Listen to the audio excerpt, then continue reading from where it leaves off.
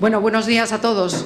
Hemos escuchado cosas muy interesantes, no solo en esta sesión anterior que nos ha precedido, sino durante todas las sesiones a lo largo del día de ayer, en el que hemos hablado de Europa, de la Unión Europea, de la OTAN, de la relación transatlántica, del futuro, de las amenazas.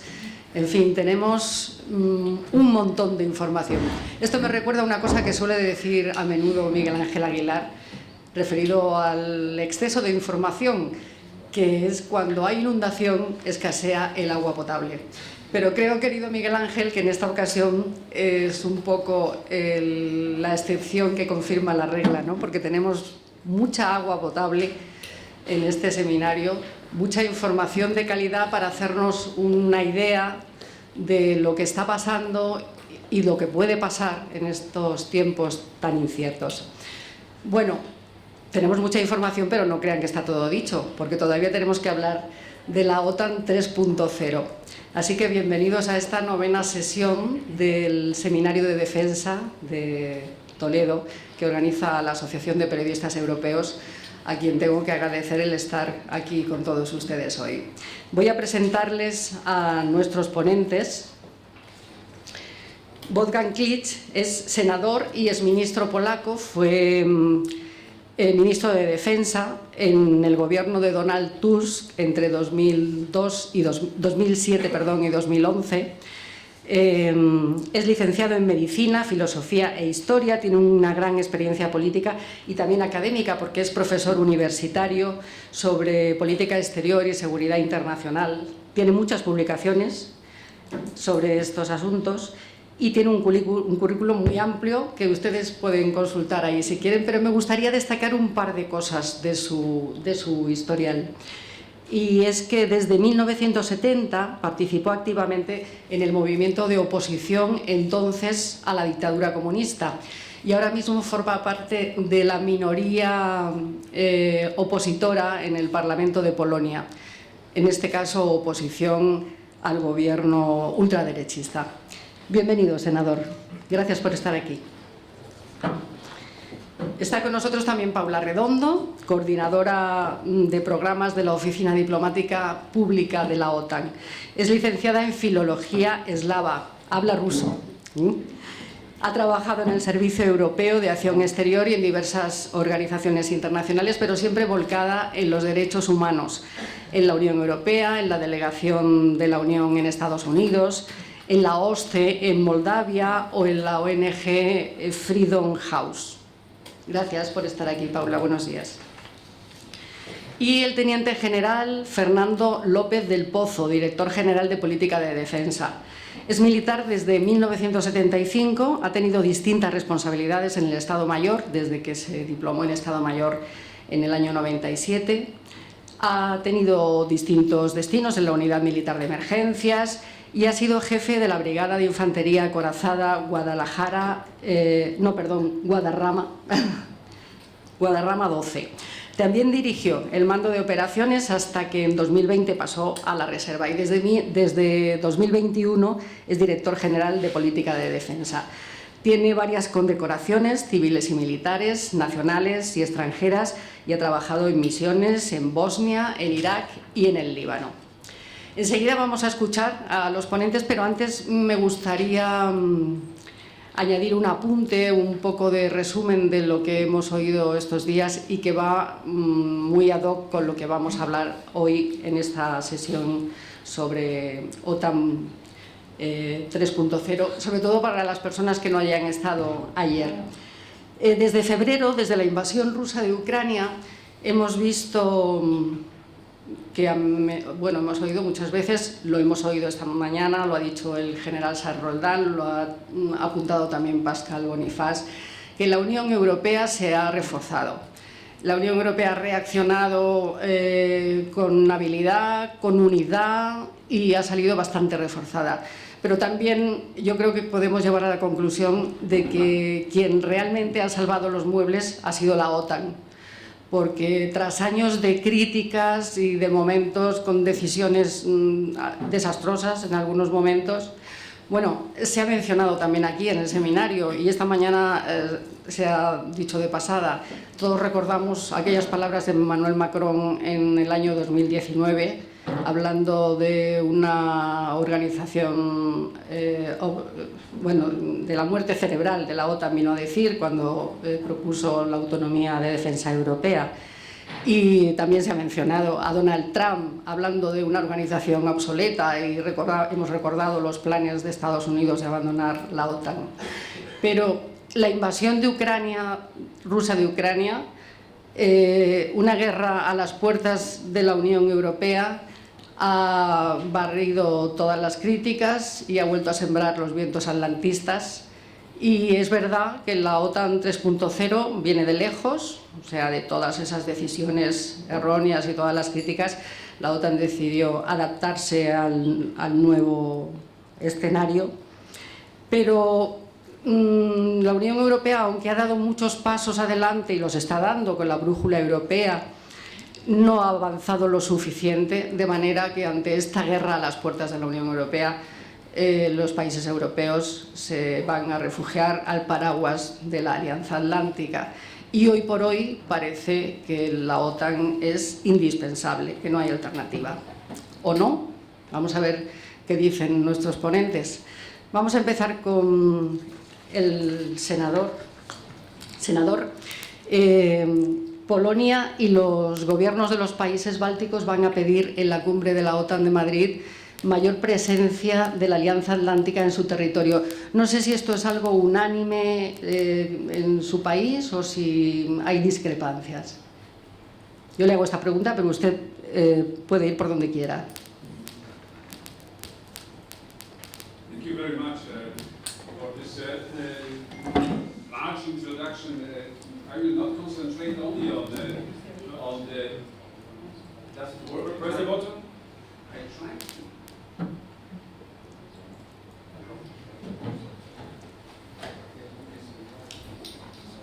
Now, better. Yes, it works.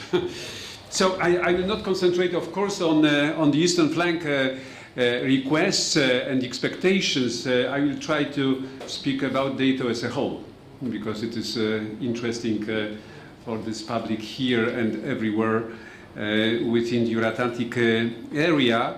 But let me make some remarks concerning the recent history. It is important to keep in mind what's happened within NATO recently. First of all, I would say that we witnessed a deep structural, not only political, but also structural crisis within NATO since President Trump was elected in 2016. So there were 4 years of such a crisis that Jens Stoltenberg described very clearly, that without good commanders of the alliance, there would be no progress within the military area, because there was not good understanding, mutual understanding between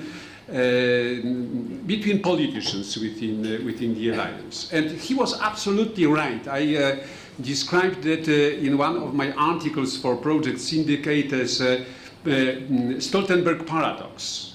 Stoltenberg paradox that without the political unity that is a basis of the alliance, there was a progress concerning military cooperation.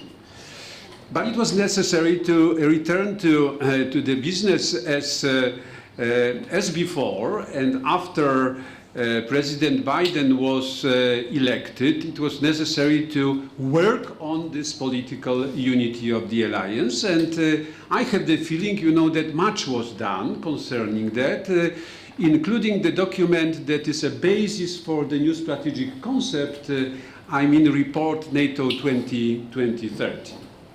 And let me choose 3 important aspects of this document, because they are important and they present a kind of directions for the new strategic concept that will be adopted during this summit. First of all, this is a political unity. The authors of this report, at the end of President Trump's era, foreseeing the end of this phase of this unilateral policy and undermining the commitment of the Article 5 of the Washington Treaty from the American point of view, they requested a new impulse that would create again a political unity of the alliance. And I am pretty sure, you know, that this political unity of the alliance will be not only on paper underlined, but is right now and will be practiced in future. So it will be the main message coming from the Madrid summit that again community, Euro-Atlantic community is united, that there is a transatlantic link working, and there is a good mutual understanding of both sides of the Atlantic Ocean. That's first. Secondly, as you remember from this report, there was also the wish of the return to values. Of course, for everybody, it is clear that NATO is not only the community of values, but also the community of interests, or mainly the community of interests based on the values described in the preamble of the Washington Treaty. But it was necessary to return to this axiological basis of the alliance in that document, and it will happen also during the next Madrid summit that this axiological basis will be emphasized. Will be emphasized both in speeches during the summit and in documents that will be adopted at the summit as well. Axiological basis, it means that in countries like Turkey, for example, there should be a pressure of allies to restore democratic institutions, to return to the rule of law value, and to accept the set of civil liberties that are right now not protected by neither the political power nor the institutions of the Turkish state. So this is an important message that will that goes from the report and will be reiterated during the summit and incorporated into the final strategic concept of the alliance. Third opinion that will be expressed during the summit, it will be the return to collective defense and deterrence. I don't want to say, as one of those who took part in shaping the Lisbon Strategic Summit, that it was excluded from that strategy of the alliance. No, it was first of three strategic tasks, essential tasks of the alliance. But at that time, as far as I remember, it was only the perception was limited by the relations with Russia, that at that time, of course, were after the invasion of Georgia, but before the illegal annexation of Crimea and the invasion of Donbass in Ukraine. So at that time, there was still an assumption that it is possible to continue the cooperation with that partner of the alliance. Now the situation is completely different, so the common defense and deterrence will be underlined as not only the historical goal of the alliance, but the current main goal of the alliance. And there will be some questions, there are some questions concerning, let's say, the current threats through stability and security of the member states of NATO. because member states are not only threatened by the conventional aggression, the threat of the conventional aggression, as in the case of the three Baltic states or in the case of my country, Poland, after or during the war in Russian war in Ukraine, but also in those variety of let's say other issues like, for example, cyber security. What should be the response of the alliance if cyber security that was introduced as one of the threats into the Lisbon Treaty, but without the commitment that everybody that is strongly under the threat of cyber attack should be reinforced by others according to the Article 5. What to do in such situations? This is one of the fundamental questions for the alliance nowadays. How to respond to such threats that can be similarly dangerous for security and stability of every member state because of the current methodology how to destroy the digital systems. So this is the question that has to be resolved, and recalling, the documents that were adopted by the alliance after 2010, I am rather convinced that it will be introduced into the spectrum of the obligations of NATO, that in the serious attacks against digital systems of a country or a group of countries, NATO has to respond. NATO has to respond. You remember the discussion concerning missile defense. There in Portugal during the Lisbon summit and before the Lisbon summit. There was the same decision. Is NATO obliged to react if there is a missile threat, especially missile threat using the nuclear weapons? Is it the obligation of the response of the alliance with nukes, with nuclear means, or with other conventional means? It was one of the most significant discussions at that time, and finally the missile shield was introduced into the strategic concept of the alliance as the responsibility of all member states, although only some member states decided to contribute to this pan-Atlantic shield covering all territory and all peoples of the alliance. So the same will be repeated, with cyber threats and cyber security of the allied countries. And finally, I asked the question about the relationship between the European Union and NATO, because it is one of challenges that we face. Majority of the European Union countries belong to NATO. Majority of NATO countries belong to the European Union. So what should be the relationship between them? As a Minister of Defense, I expressed regularly since 2008 the idea of making an institutional framework at least between similar institutions of both organizations. For example, European Defence Agency. European Defence Agency within the framework of the European Union, very similar to the ACT in Norfolk, Virginia, responsible for capabilities plus training and education.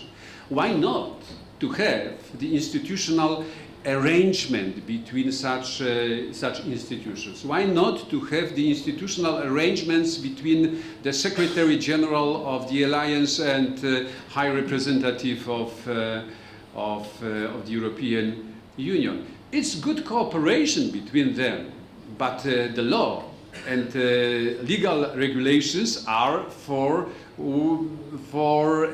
worse times, and they prepare a background if there is no good mutual understanding between the institutions or people. So it would be good to have such an institutional framework, but as far as I hear, I will repeat that again, there will be only an expression of willingness to go ahead with the cooperation between both organizations, and that's good because the first time in history the American president recognized the European Union as a partner.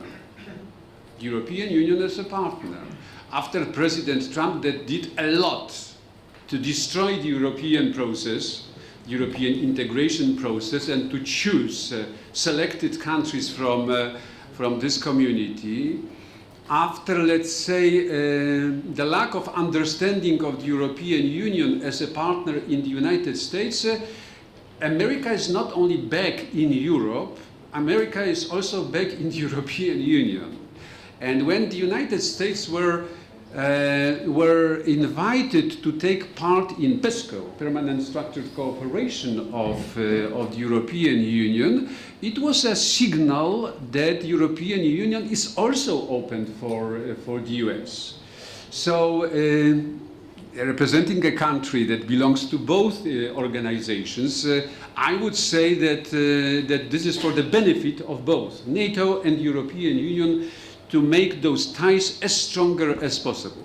Perhaps Polish government would have some doubts, but the opposition doesn't have. So from that point of view, this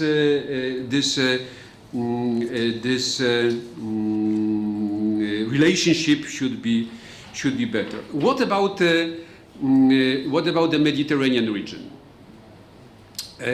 Without doubts, NATO reacted in the right way, both during the Newport Summit and during the Warsaw Summit in 2014 and 2016, preparing at the beginning, you know, the rotational presence of NATO troops, especially in the format of joint exercises, then the enhanced forward presence. I hope that this enhanced forward presence will be replaced by the defense presence that would be not only stable, not only visible, but that would be also permanent, and that there will be at least selected countries in Central Europe, on the eastern flank of the alliance, that will host permanent institutions and permanent deployment of NATO troops. And this is for our security in Central Europe, you know, the most important challenge and the expectation from the Madrid summit. We know that there are some hesitations concerning some countries, but that's normal. I hope that in the case of the Baltic states and in the case of Poland, those countries that are so strongly and deeply involved in supporting Ukrainians fighting not only for their sovereignty and democracy, but also for us in the European Union and in the Atlantic community, that it will be done. We have to do something with NATO's NATO policy towards Mediterranean. I used to express doubts after the Warsaw Summit that there was not a comprehensive strategy of the alliance concerning North Africa and Sahel. That there were several projects that were delivered, that were several projects that were implemented. But we need, as the alliance, the comprehensive strategy concerning our neighborhood in Levant, in Maghreb, and in Sahel. Frankly speaking, Paris is losing to Moscow in that part of the globe. And when Paris is losing to Moscow, it means that we are losing to Moscow as well.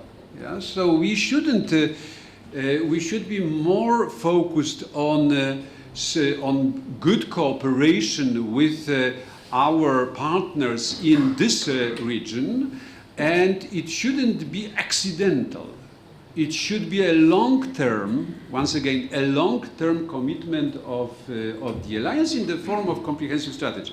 I do not know what will be the result concerning that, the result of the discussion, ongoing discussion and discussions during the summit.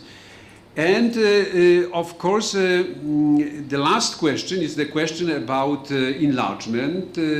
Sweden and Finland have to be in the alliance, but we should also reinvent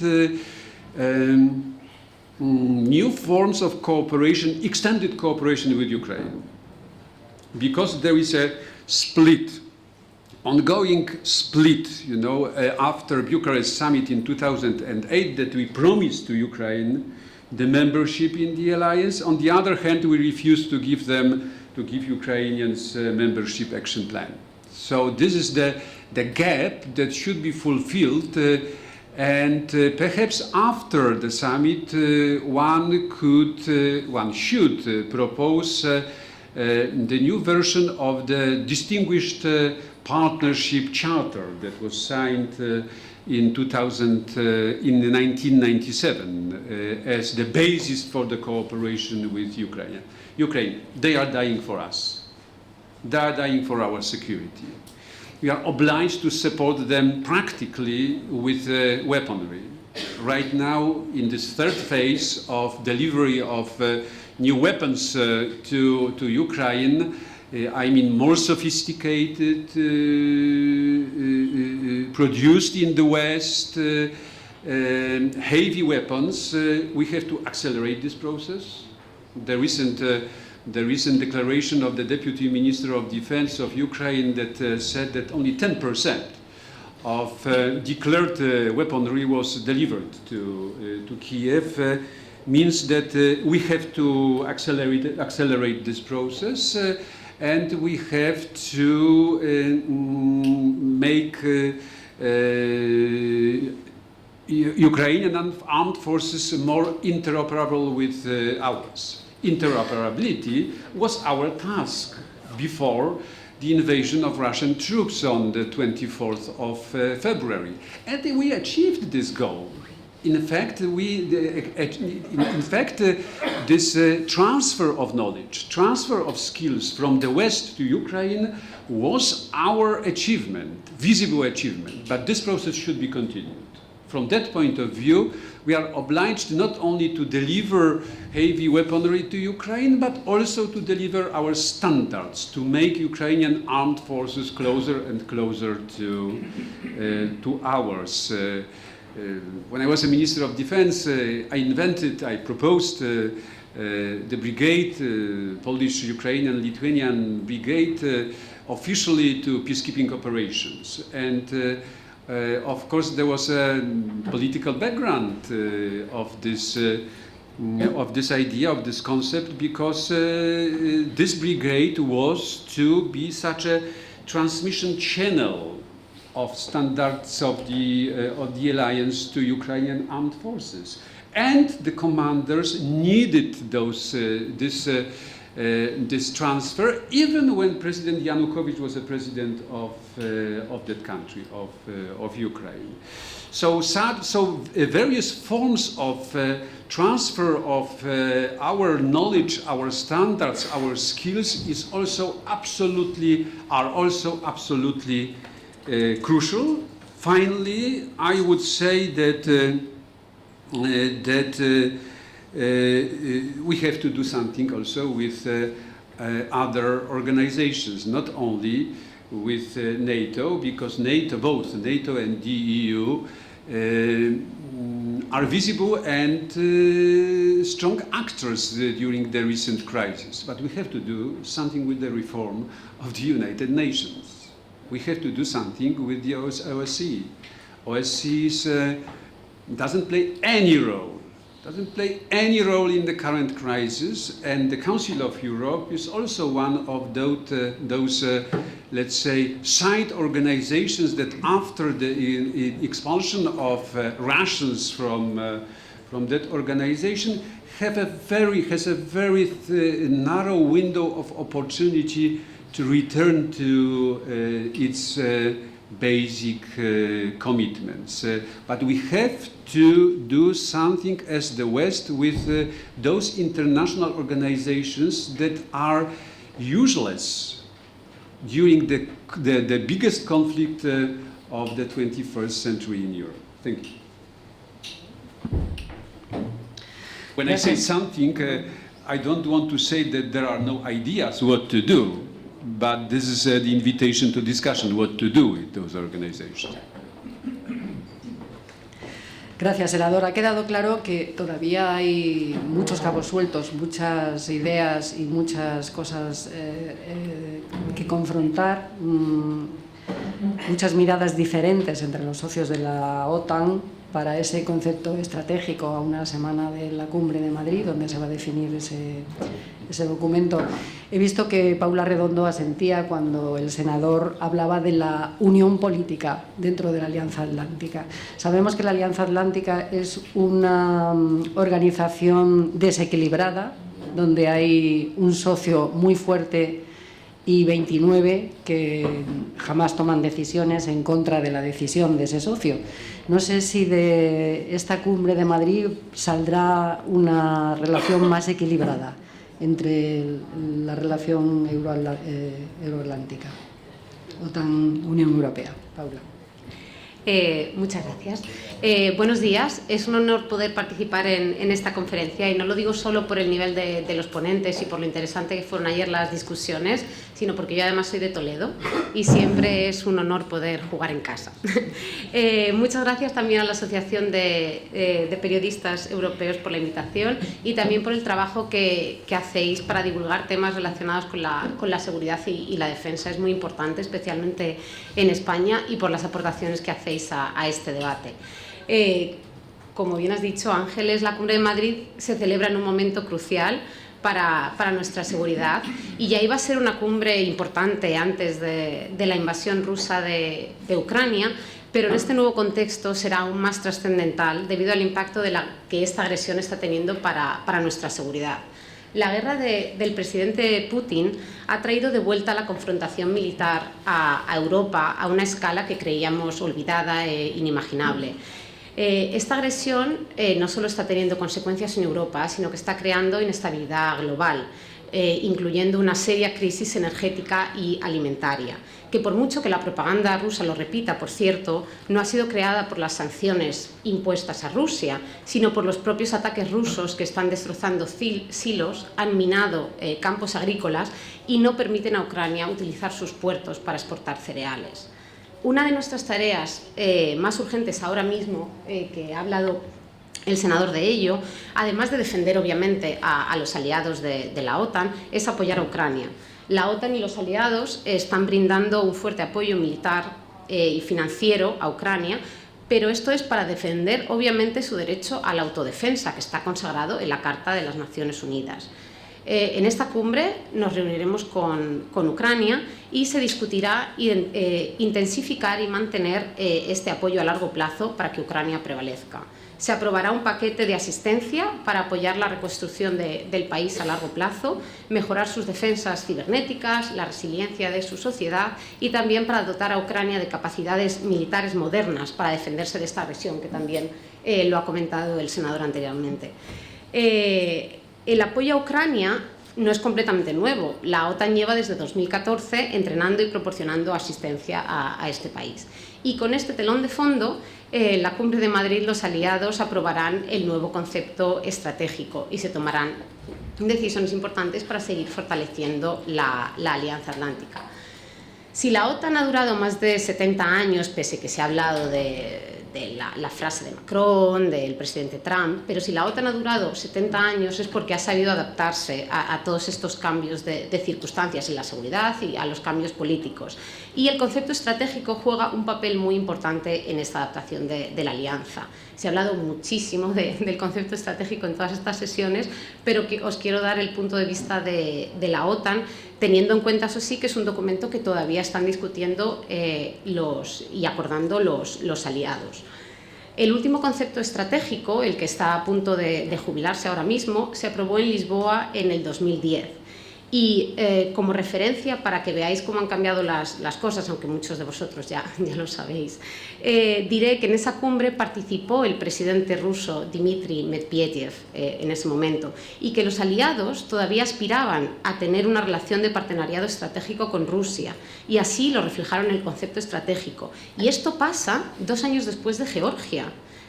Por eso quiero también decir que cuando se acusa a Occidente y a la OTAN de ningunear a Rusia, de ser agresivos, hostiles, es importante recordar esto, que en el 2010 la OTAN dijo que quería tener un partenariado estratégico con Rusia. Volviendo al concepto estratégico, hay 4 puntos que serán muy diferentes del anterior.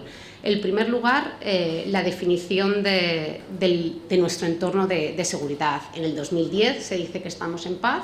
Eso ya no es posible, y además estas normas y principios de los que llevamos hablando ayer y hoy, que han contribuido a un orden de seguridad europeo estable y predecible, han sido destrozadas por Rusia. Tampoco podemos descartar la posibilidad de un ataque a la soberanía y la integridad territorial de los aliados, y en este contexto la competencia estratégica y la instabilidad generalizada definen nuestro entorno de seguridad.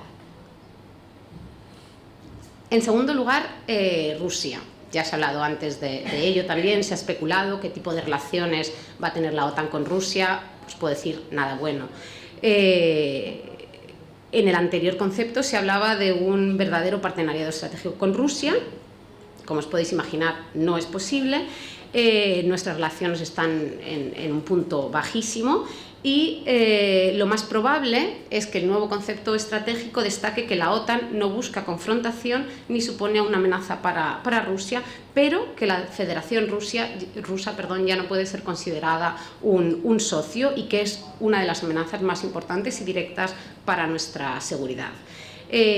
La alianza seguirá abierta a dialogar con Rusia para gestionar y mitigar riesgos, prevenir una escalada y aumentar la transparencia, y también mantendrá el objetivo a largo plazo de construir una relación sostenible con Rusia para garantizar estabilidad y predictibilidad en la zona euroatlántica.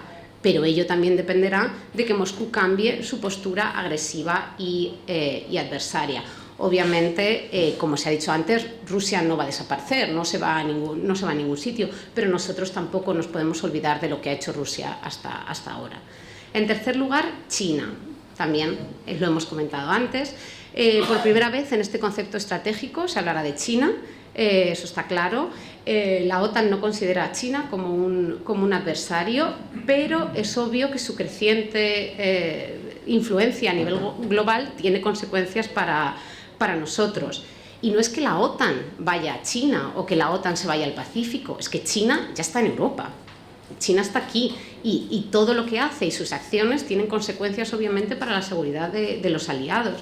Los chinos están invirtiendo muchísimo en nuevas tecnologías, en capacidades militares, y también en intentar controlar infraestructura en Europa. Tienen el famoso Belt and Road que han intentado firmar con muchos países. Y ha dicho el general Saint Roldan anteriormente una frase que me gusta mucho, es que China quiere poner una tienda en Europa. Eso es cierto, pero si la dejamos también quiere comprarnos los puertos y controlarnos la infraestructura de telecomunicación, con lo cual yo creo que todos entendemos que eso puede ser cuanto menos tricky, como se diría en inglés, para nuestra seguridad. Y en cuarto lugar, las nuevas amenazas, que son nuevas o no tan nuevas. Tenemos muchos desafíos, como son el cambio climático, las amenazas híbridas, la ciberseguridad, y las nuevas tecnologías que apenas se mencionan en el concepto estratégico de 2010 y que serán abordadas ampliamente en este nuevo concepto estratégico.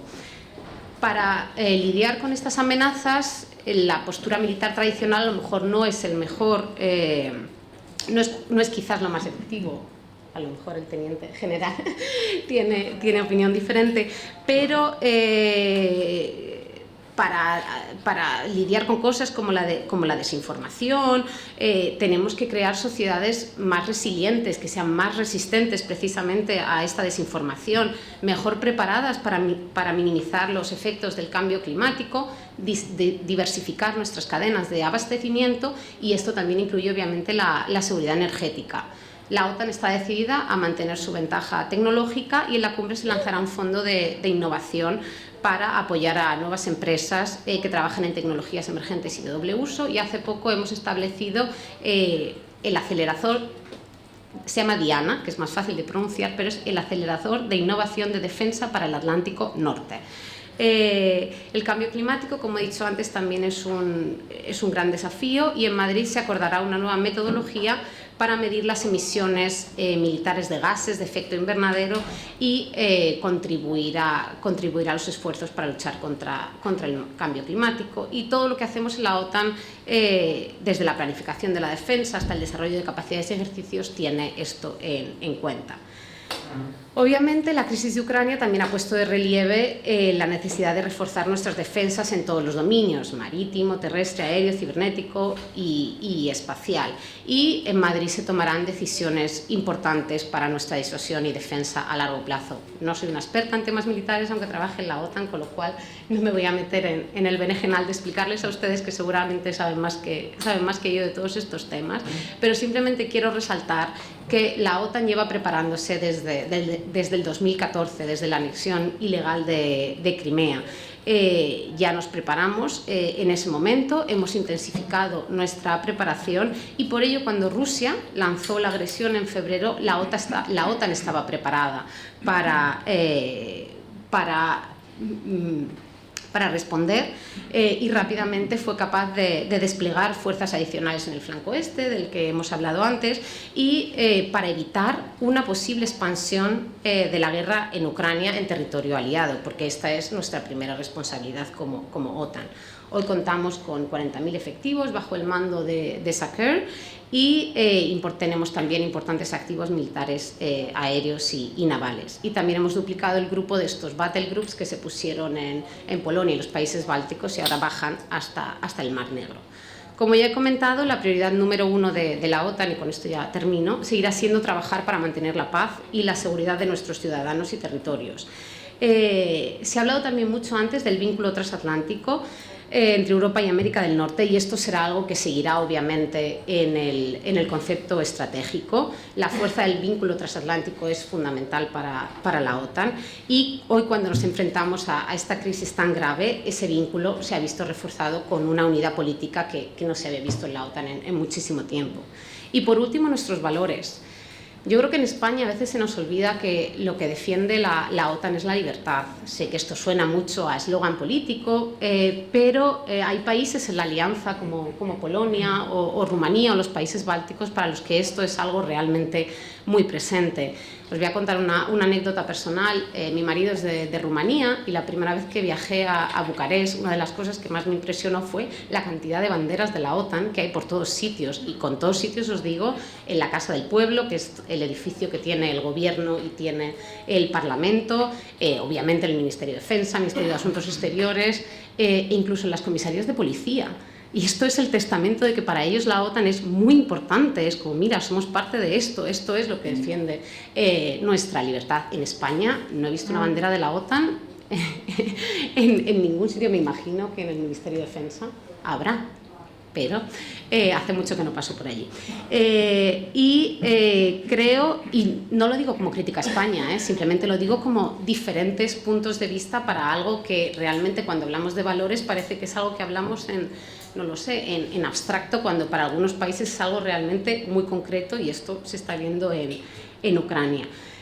Por ello, estos valores quiero decir que estos valores definen quiénes somos y deben seguir guiándonos en este mundo tan complejo en el que estos valores están poniéndose en duda constantemente.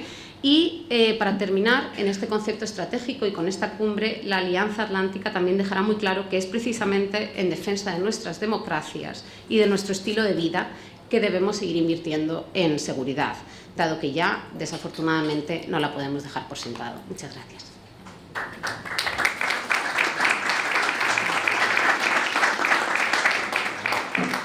Gracias, Paula. Decías que no eras una experta en temas militares, así que vamos a ver la visión militar del Teniente General Fernando López del Pozo, que es Director General, recuerdo, de Política de Defensa. Gracias. Muchas gracias, Ángeles, senador Paula. Muchas gracias a la Asociación de Periodistas Europeos por darme la oportunidad de estar hoy aquí, en este seminario ya de larguísima tradición y de muy buen recuerdo dentro de la Secretaría General de Política de Defensa, dentro de la cual está mi dirección general. La verdad que esto prácticamente de cerrar, a falta de que el jefe de Estado Mayor de la Defensa hable a continuación, es bastante complicado, y es muy complicado decir algo nuevo después de lo que acaba de decirnos Paula, porque yo venía aquí a desvelar el concepto estratégico, por lo que posiblemente hubiera sido arrestado acto seguido, ¿no? Porque no se puede, en fin, está dentro de lo clasificado, ¿no? Pero no me ha hecho falta, no me va a hacer falta, porque ya ella perfectamente nos ha ido desgranando. Bueno, realmente no ha dicho lo que va a ser el concepto, pero sí ha dicho hacia dónde apunta el concepto, y lo ha dicho porque el concepto en el fondo no va a ser más que un papel no tan largo, no sé, 10 folios, 12 folios, 15, siempre andamos discutiendo sobre la longitud, pero no estamos hablando de un libro de 500 páginas, estamos hablando de una cosa que se pretende que sea, de un documento que se pretende que sea pues lo más claro y legible y que permita la orientación posible, ¿no? Entonces, y eso es así, eso es capaz de concentrarse porque viene de un largo trabajo, viene de una larga sucesión de trabajos, de empeños, de consensos. Esta palabra la voy a repetir luego porque es absolutamente importante, que de una manera inmediata, partiendo de la agenda OTAN 2030, que ha comentado muy bien el senador, y que es lo que hace que la declaración de la cumbre del año pasado en Bruselas, pues efectivamente vaya a tener un parecido con lo que vaya a salir ahora seguro. Bueno, pues al final, ¿qué nos está diciendo? Nos está diciendo que la organización va evolucionando y lo va haciendo a su paso, que no es un paso rápido, porque no lo puede ser. Y no lo puede ser porque tenemos que tener muy claro, y todos, yo el primero, en ocasiones nos confundimos. Tenemos que tener muy claro que una cosa es la organización, una cosa es la organización del Tratado del Atlántico Norte, y otra cosa son las 30 naciones que lo forman, los 30 aliados. Y aunque efectivamente no todos los aliados tenemos el mismo peso en seguridad y defensa, como es bastante evidente, no se toma una sola decisión si no es por consenso. Y eso quiere decir que si hay uno solo, aunque sea pequeñito, esos pequeñitos que en la anterior sesión hablaban que podían ser peligrosos, pues aunque sea uno pequeñito el que dice yo no voy a ceder y esto no es así, pues eso no es así. Puede parecer increíble, pero es cierto. Claro, podemos discutir hasta qué punto políticamente eres capaz de aguantar el que el hermano mayor te diga determinadas cosas, por supuesto. Bueno, por supuesto, pero ahí tienes el derecho, ahí lo tienes. Y conocemos países que, sin ser muy pequeñitos, pero tampoco ser muy grandes, mantienen su posición absolutamente contra viento y marea. Así que es importante tener claro que una cosa es la organización que funciona por el consenso de los 30 y otra cada uno de esos 30, que tienen sus intereses, cada uno de ellos, y que tienen sus retos o sus amenazas, que a veces están compartidas y a veces no lo están. Muy importante, porque esto ¿a qué nos lleva? Nos lleva a que sí que hay una cosa que es común a todos ellos, y es esa adscripción al Tratado de Washington y a esas palabras tan, bueno, que pueden en un momento se hayan olvidado o se hayan recordado menos, vamos a decir, pero que en el fondo son lo que nos mueve y que son esos valores ahí escritos: derechos humanos, democracia, libertad individual, el orden basado en reglas. Esto que no tiene así en principio nada que ver con lo que parece que es un uniforme, que son cañones y bombas, pero en el fondo es lo que está debajo, detrás, absolutamente dentro de lo que da fuerza a la Organización del Tratado del Atlántico Norte, que es una organización político-militar para la defensa colectiva y que lo que busca desde el principio es sobre todo disuasión y defensa. Y esa disuasión y defensa se logra sobre todo demostrando la unidad entre los aliados. Eso es lo que de verdad disuade. Cuando alguien mira a España y dice: si me meto con España, me estoy metiendo con estos 29, porque aunque voy a atacar algo de España que en principio de los otros 29 a 26 le da más o menos igual, por esa solidaridad aliada que se demuestra en el día a día y se demuestra en las grandes ocasiones también, van a acudir en nuestra ayuda. Esa es la auténtica fuerza. Y yo tenía aquí un montón de folios y no estoy siguiendo en absoluto los folios porque ya me los ha machacado, perdón por lo de machacado, vilmente Paula. Pero en realidad mi mensaje, lo que quería decir al final de lo que iba a decir, es lo que acabo de decir ahora mismo. Es realmente muy importante. OTAN 3.0. Bueno, OTAN 1.0 tenía aquí apuntado, pues es esa OTAN que de los buenos y viejos tiempos, en los que estaba claro, los buenos y viejos tiempos para los militares, que a nosotros lo que nos gusta es tener claro dónde está la línea de frente. La línea de frente, ahí está el enemigo y aquí están los amigos. Y ahora vamos a jugar el partido de fútbol. Eso es lo que nos gusta. Desafortunadamente, bueno, es una forma de hablar, que se me entienda, por favor. A partir del 89, que cae el muro de Berlín, aquello empieza a ya no estar tan claro. Y esa es la OTAN 1.0, la que era la defensa colectiva clara y ya está, y no me pregunte usted nada más. Y en la que nos dedicábamos a ver por dónde iban a venir las divisiones rusas y cómo los íbamos a parar, nosotros, los españoles, en el arroyo de Meaque, que el arroyo de Meaque es un arroyuelo que está aquí cerquita en Madrid y que bueno, después de haber pasado el Rin, el mar, pues era difícil pararles, pero nosotros estábamos convencidos de que ahí los acabaríamos parando. Bien, esa OTAN desapareció. La siguiente OTAN, la 2.0, tengo aquí puesta, pues es aquella OTAN que se queda sin enemigo. De repente nos hemos quedado sin a quién mirar. Bueno, nos hemos quedado sin enemigo, pero no nos hemos quedado sin inestabilidad, no nos hemos quedado sin inseguridad.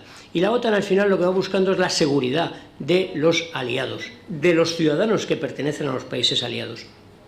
Y rápidamente se orienta a intentar favorecer lo que en aquel momento era necesario, que era la seguridad cooperativa y la gestión de crisis. A eso se orienta y, en el caso concreto de aquel momento, a los Balcanes. Son las operaciones, aquello que inventan, las operaciones no artículo 5. Dios mío, si nosotros estábamos aquí por el artículo 5 y ahora vamos a hacer una operación que es no artículo 5. Aquello no lo entendía muy bien mucha gente, entre otros yo, claro. Pero el caso es que lo que hizo fue darle la capacidad a la alianza de adaptarse. Y luego hemos llegado a la 3.0. La 3.0 es a partir de las Torres Gemelas, pero ahí ya de la 3.0 yo aquí he hecho aquí un refrito en esto que he escrito para al final llegar a la conclusión de que en el fondo la 3.0, como ya nos han dicho, duró muy poquito, porque enseguida vino Georgia, enseguida vino Crimea y enseguida la OTAN se dio cuenta de que la seguridad cooperativa había venido para quedarse, la gestión de crisis había venido para quedarse, pero la defensa colectiva no se había ido nunca y había que volver de alguna manera a retomar aquello. Y estamos hablando, ya se ha dicho, 2010, 2012, 2014, depende de en qué momento queramos. A partir de ahí ya la OTAN empieza a hacer lo que yo llamo de aquí una retroreforma, por no decir contrarreforma, que a alguno le traerá otras otros recuerdos, ¿no? La OTAN a partir de ahí empieza a evolucionar y lo que no puede ser y lo que no es de hecho es que se dedique ya solo otra vez a una de sus 3 tareas fundamentales, sino que intenta, y es lo que estamos intentando todavía, compaginarlas adecuadamente. Al final es matiz, es lo que escribimos. ¿Solo eso? Pues no solo eso, porque para escribir una línea de ese concepto estratégico son horas y horas y horas de discusión en la capital. Yo soy de la capital. En los de Bruselas, que son los que están allí, los pobres, dale que te pego, ¿no? Digo yo, Paula, horas y horas discutiendo. No sé por qué borrador van ahora mismo, no sé si eso es confidencial, pero deben ir como por el 7 o el 8. Se pierde la cuenta, o sea que uno lo manda. ¿Y eso qué genera? Genera discusión, genera consenso. Y al final, cuando se alcanza el consenso, los 30 estamos unidos en la misma idea. Bueno, el concepto de la OTAN, que no va a ser 3.0 porque ya pasó, yo diría que 4.0 ya se nos ha quedado anticuado, y aquí lo he llamado 5G, que no tiene que ver con 5.0, ¿no? Pero es para demostrar que de esto no entiendo nada y que el tema electrónico va por otro lado, pero es lo más moderno. Esto va a ser, eso seguro, pues esta OTAN 5G va a seguir buscando lo mismo que ha buscado las otras anteriores, que es darle a los ciudadanos de los países aliados esa seguridad. Eso es realmente lo que va buscando. ¿Y cómo hacerlo? Bueno, en el cóctel, para que salga el concepto, lo voy a citar solamente rápido para que se vea cómo, desde el punto de vista de España, que en el fondo es lo que estoy diciendo yo, aquí estoy hablando desde el punto de vista del Director General de Política de Defensa del Gobierno de España, y por lo tanto la postura, la idea, lo que hemos defendido, lo que estamos intentando que los demás aliados nos escuchen para ese concepto estratégico. Pues nosotros, ¿de qué hemos estado hablando? Pues prácticamente lo mismo que ha dicho Paula. Hemos estado hablando de Rusia. Hemos estado hablando de que sigue el terrorismo, no ha desaparecido. Esa OTAN que salió del cascarón y se fue a lo global, porque el ataque a las torres de Washington, a las Torres Gemelas, fue un artículo 5, interesante esto, pero fue declarado, y que además abrió la puerta a lo que ahora mismo estamos en discusión. Si un ataque ciber puede ser un artículo 5, si un ataque desde el espacio, sin saber muy bien, puede ser un artículo 5, si un ataque de esto que damos en llamar guerra híbrida, que es esta que se mantiene en un nivel que no está muy claro si realmente ha sido un ataque o ha sido un accidente, no está muy claro si nos ha atacado un Estado o no ha sido un Estado o ha sido un ente particular.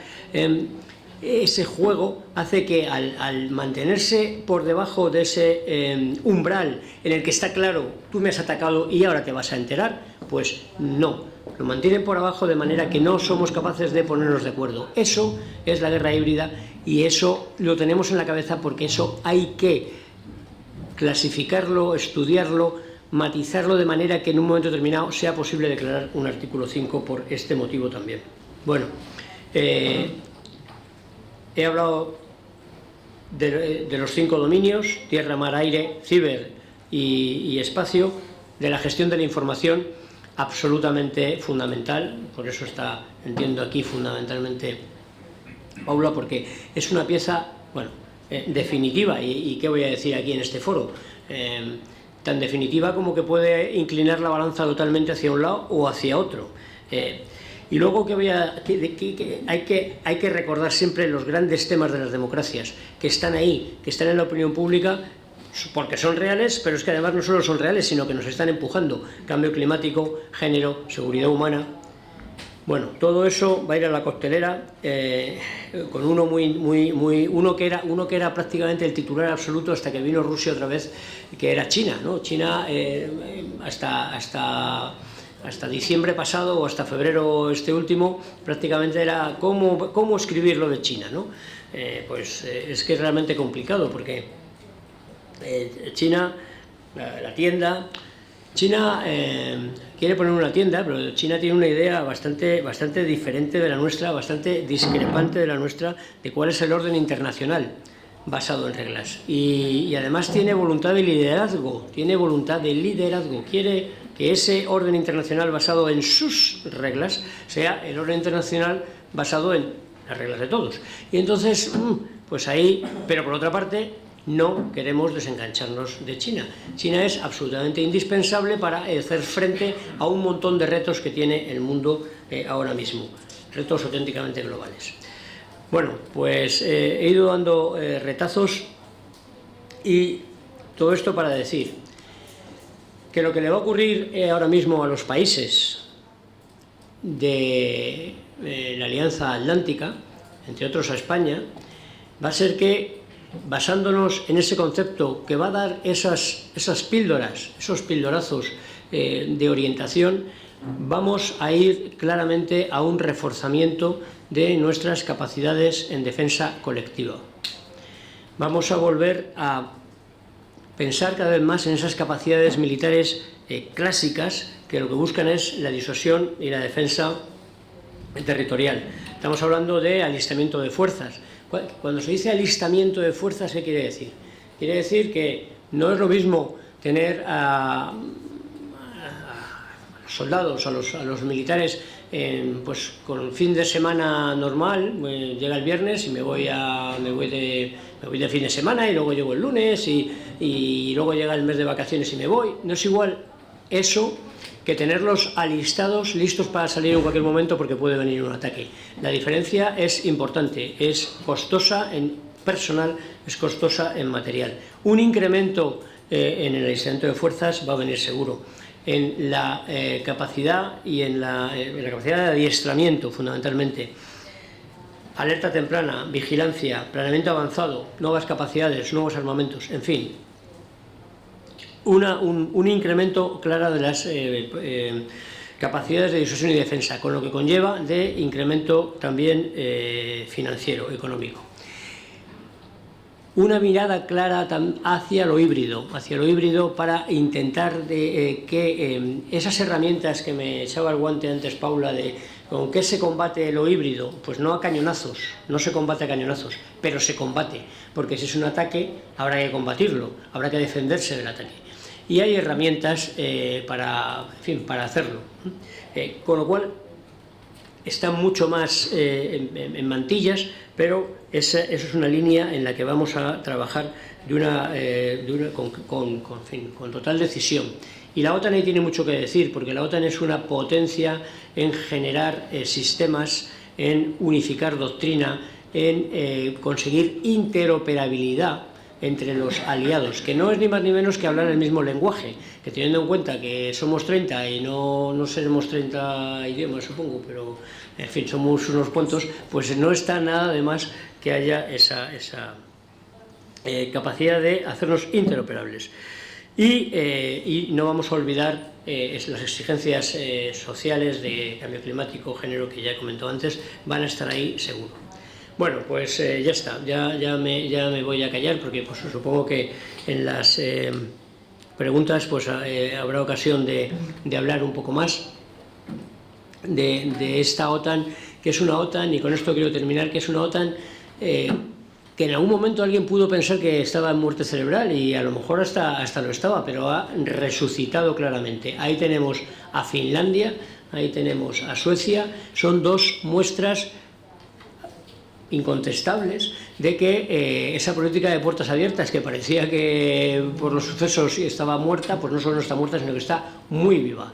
Quieren entrar y no solamente ya ellos, es que además la relación con la Unión Europea ha mejorado, a pesar de que estamos hablando de cosas, estamos hablando de entes distintos, pero al final la relación con la Unión Europea ha mejorado claramente, se ve pues un país, ahora por el otro lado, como es Dinamarca, que estaba con el opting out en Unión Europea, que de repente dice, bueno, ya no soy opting out, ya voy a entrar en Unión Europea, pues para precisamente acercarme más a lo que siempre ha sido mi razón o mi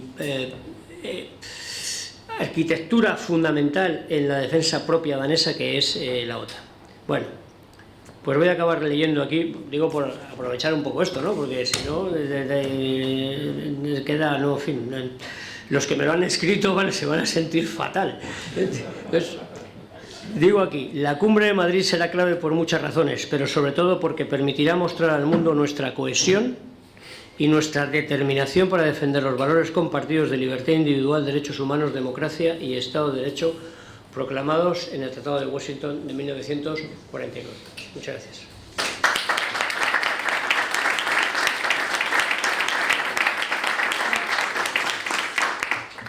Gracias, general, y gracias a los tres por sus intervenciones tan interesantes y tan complementarias. A pesar de las intensas sesiones de ayer, hemos escuchado cosas nuevas hoy. Tiempo para las preguntas. Bueno, ¿cuántas manos? Vamos de una en una, yo creo que tenemos tiempo, así que empezamos por orden. Les rogaría, eso sí, las preguntas concretas, si son tan amables.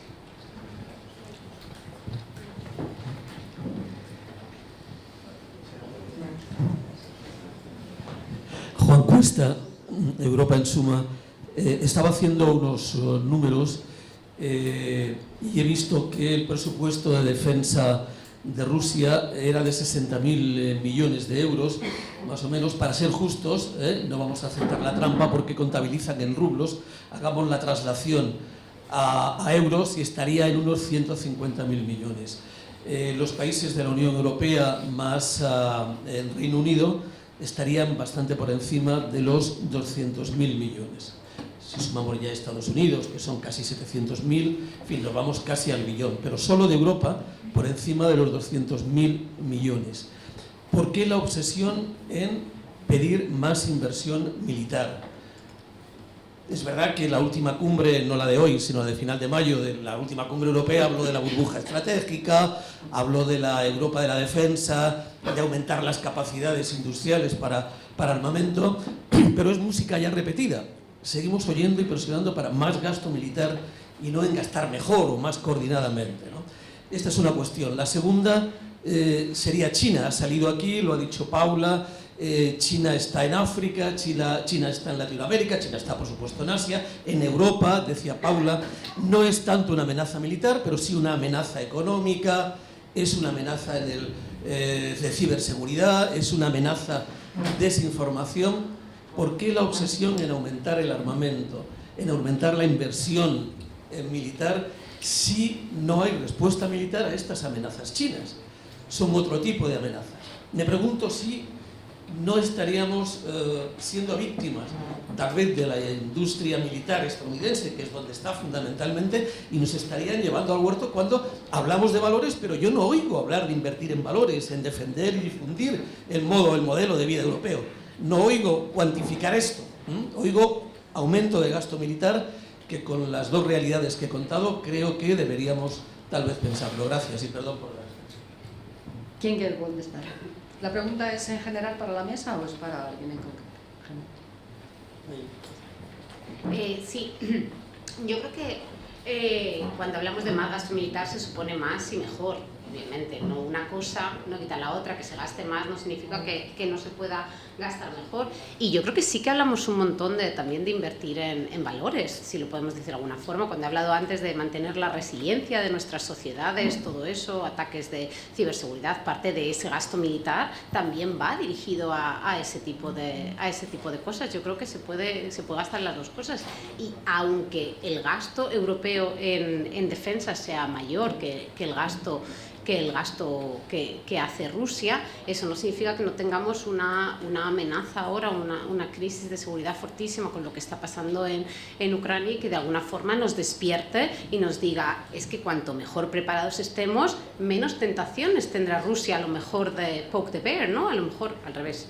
El oso normalmente es Rusia, lo he dicho para nosotros, pero que a lo mejor eso le dará menos tentaciones a Rusia de probarnos. Y esta disuasión fuerte, que es la que tenemos y tenemos que mantener con este gasto aumentado en defensa, es precisamente la que, como he comentado antes, también defiende nuestros valores y nuestra libertad, porque gracias a esta disuasión fuerte podemos tener el estilo de vida que tenemos.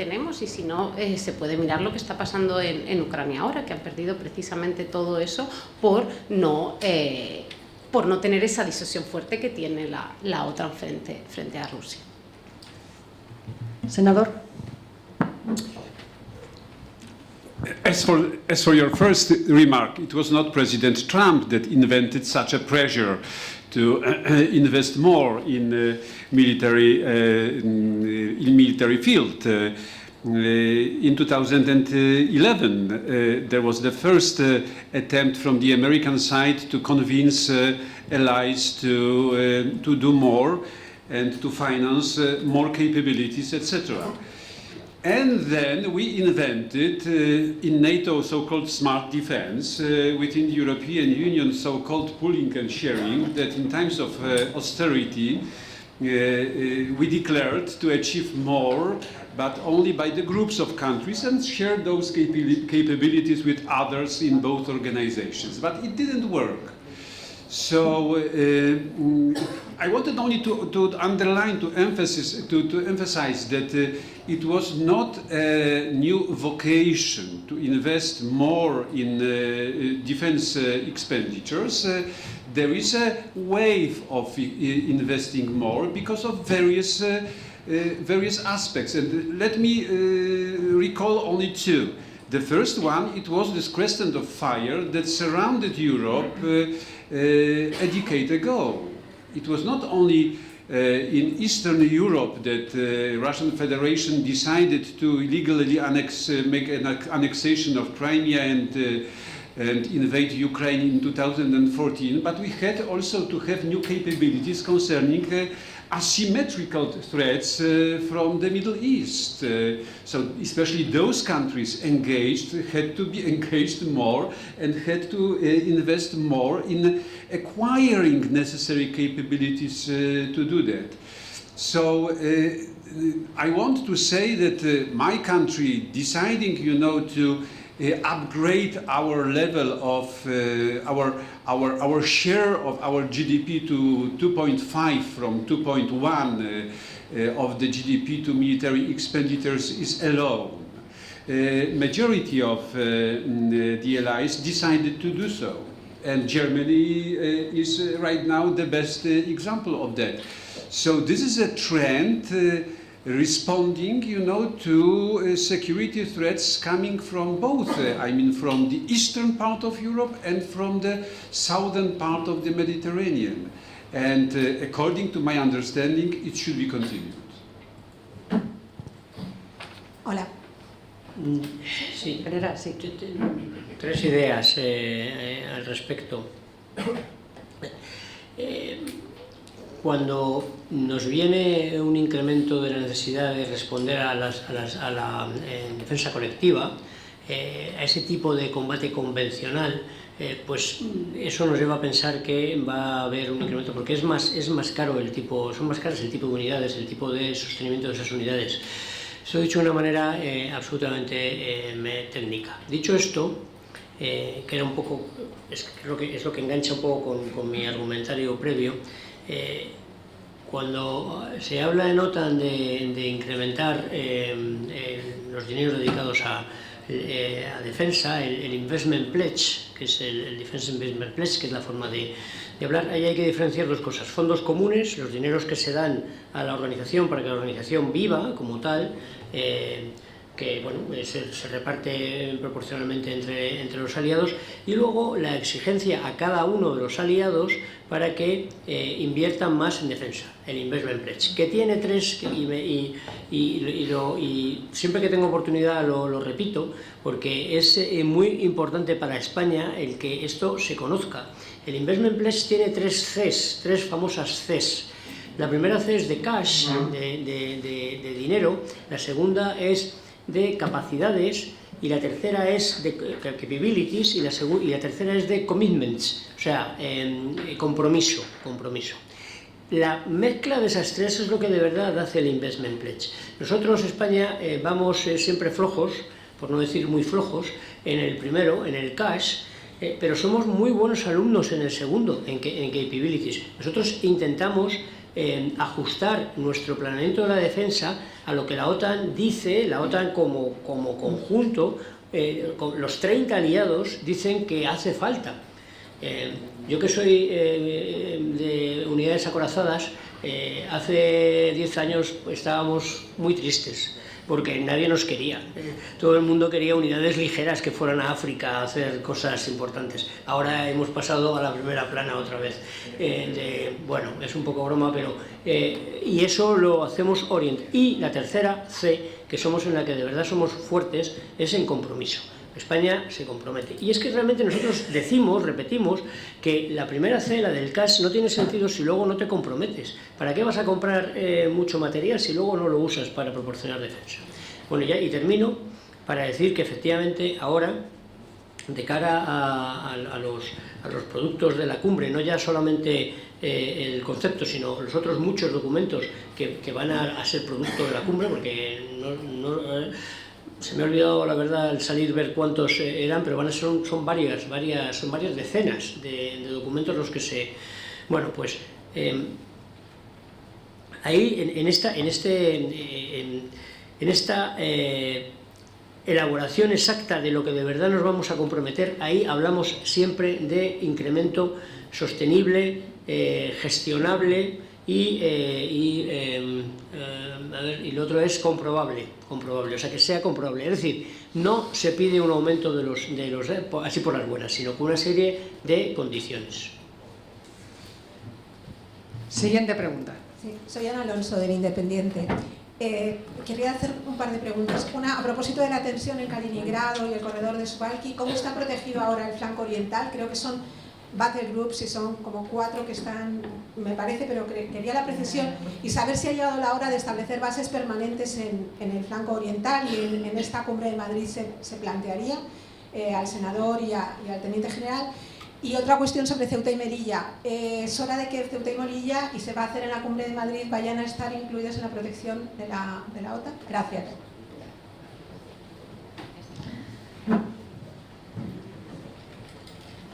May I? Okay. Of course, there is a threat. There is a direct threat to the security of the three Baltic states and my country, Poland, from Russian Federation, that is connected with both. I mean, with the current war in Ukraine that Russia waged,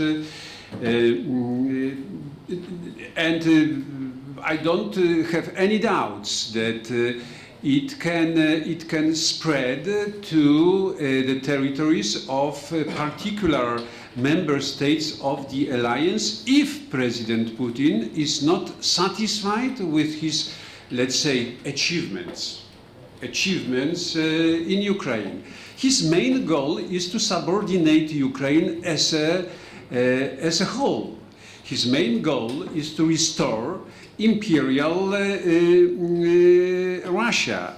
Russia will not be a global player and imperial entity without subordinating Ukraine. It did subordinate it in a more soft way during the process of soft annexation. Belarus now is fighting for subordination of Ukraine as a whole. So this is the first direction, operational direction of the threat to my country and other states of North Central Europe mainly. The other one, it is of course from Kaliningrad. That's why the involvement or the accession of Sweden and Finland is so important, because it gives, three new factors to stability of the Baltic Sea region. First of all, this is more security in that region. Secondly, this is the contribution to allies stationing in that part of North Central Europe, not only in the way that Sweden contributed in 2011 to the Operation Unified Protector in Libya. Sweden contributed a lot at that time, but those countries will contribute with all their armed forces that are interoperable right now. So it will reinforce capabilities and military might of the alliance as well. And the third issue, the third argument for that is that such a quick accession of Sweden and Finland gives the chance to reduce the particular threat coming from Kaliningrad and its region. So there are three arguments, of stability of the Baltic region, secondly, contribution to the armed forces of the alliance, and thirdly, reduction of the possible threat from the Kaliningrad to northern part of Central Europe. Gracias, senador. General.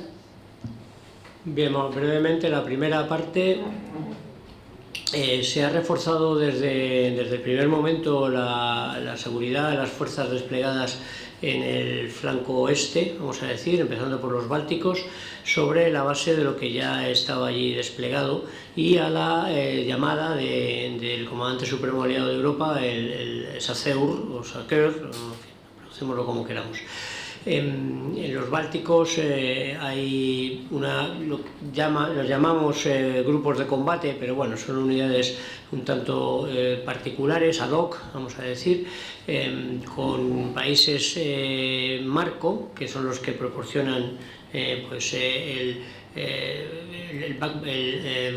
esqueleto de la unidad y desplegada, Canadá, Alemania, Reino Unido y Estados Unidos. Y ahí nosotros estamos con Canadá. Bueno, eso es la idea básica. Bases, cuando hay unidades de la alianza desplegadas en un sitio, realmente la alianza está allí, sin que pueda decirse realmente que sea una base de la alianza, de la OTAN. En este caso particular que estoy hablando. El futuro, pues no sé cómo acabar evolucionando aquello. El senador ha hablado un poco de las intenciones que hay, al menos de una parte de los aliados. Y con eso creo que contesto a la parte de Bálticos y del este, ¿no? No veo sí, ok. Bueno, y Ceuta y Melilla. Bueno, no sé.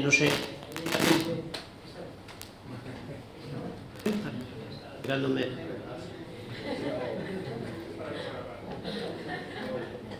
Bueno, cuando se toca ese tema...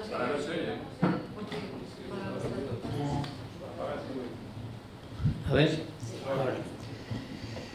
Cuando se tocan estos temas hay que recordar la historia que he mencionado desde el principio, la OTAN 1.0, 2.0, 3.0, y cómo al final de esa OTAN claramente territorial, de defensa de la Europa mirando al este, se pasa a ya no solamente es el territorio euroatlántico o no solamente es por un ataque armado, sino que es de otro tipo, de cibernéticos, otro tipo de amenazas, y ya al final tampoco se acaba sujetando estrictamente a unos límites geográficos. Y en eso es en lo que estamos ahora mismo. Ahora mismo la OTAN, cuando tiende a ser solidaria entre todos sus miembros, pues lo que mira es si los miembros han sido o no han sido atacados. Esa es la línea de aproximación, no otra. No el literal de las coordenadas o de los límites geográficos. Eso es lo que puedo decir. Gracias, general. Tenemos tiempo solo para una pregunta más, así que pido disculpas a todos los que habían levantado la mano, pero ya nos hemos metido en el tiempo de la siguiente sesión y nos está esperando el jefe del Estado Mayor. Así que, Juan José, adelante. Pues gracias, Ángeles. Juan José Fernández, del periódico. Entonces, reduzco a una sola pregunta y a una formulación telegráfica de la pregunta. Te lo agradezco. Que va a ser para Paula. Hay un proyecto de la Asamblea Parlamentaria de la OTAN que es muy interesante en cuanto al fortalecimiento, a la resiliencia democrática de la alianza, que es el de la creación de un centro de resiliencia democrática que detecte y que combata los ataques de desinformación que se han ido perfilando cada vez más como una herramienta militar o estratégica. Y quería saber, porque ese centro al fin y al cabo es polémico, por cuanto se acerca a la censura, o podría acercarse a la censura, según opere, quería saber cuánto está interesando eso en la Alianza, ese proyecto, esa petición, que por cierto se reactivó, como sabes, a partir del 6 de enero de 2021, cuando una lluvia de mentiras lleva a una multitud a tomar el Capitolio. Bueno, la desinformación es un tema que la OTAN se toma muy seriamente y no es algo nuevo. La OTAN lleva recibiendo este tipo de ataques de desinformación o de propaganda desde su creación, desde la URSS. La URSS tenía, la Unión Soviética era muy fuerte en estos temas de propaganda y desinformación y de información hostil, y la OTAN ha sido siempre un target clave para este tipo de ataques de desinformación. Como he dicho, trabajamos mucho con desinformación para el apoyo a la resiliencia y creemos que es algo muy fundamental, como también es fundamental, por ejemplo, tener prensa libre que pueda reportar objetivamente los temas de actualidad. Con respecto a este centro en particular, no te puedo hablar, sé que hay discusiones de la alianza y sé que es algo controvertido porque, como has dicho, se podría entender desde alguna forma que pudiera llevar a la censura, aunque también tenemos que tener claro que hay veces que hay hechos objetivos que hay que corregir. El problema que tenemos ahora mismo es que Rusia juega en el campo gris de lo que llamamos misinformation, que no es ni mentira ni verdad, ni está aquí ni está allí, y entonces es en este campo precisamente donde es muy difícil poner las cartas sobre la mesa y explicar de alguna forma lo que sí es y lo que no es, porque son verdades o mentiras a medias. El senador quiere hacer un apuntito. Adelante, senador. Only 3 sentences.